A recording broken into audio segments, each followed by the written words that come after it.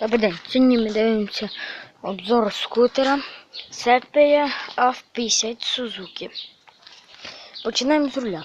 Тут у нас знаходиться світло ближнє, дальнє, включатель світла, кнопка сигналу, кнопка стартера, датчик швидкості, виміряння кілометрів, бензину, спідометра і повороти. Ось і повороти вправо-вліво виключити.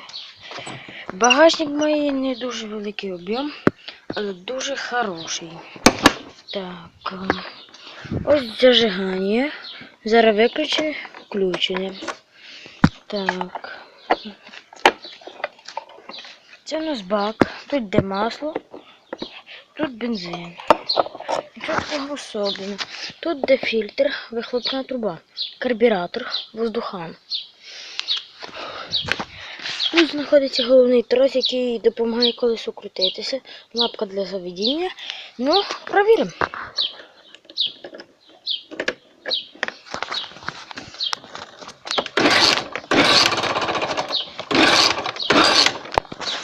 Щось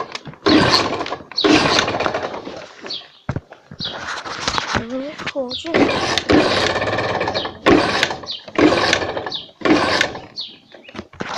Ну, бачите, чомусь не хочу заводитись. Зараз зачекайте.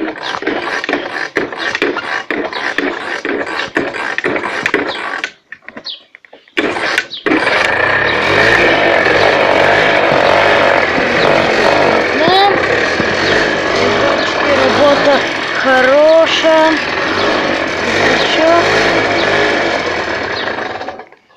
Так що, до побачення, любі друзі. Наступне відео я буду знімати про ось цей мотоблок.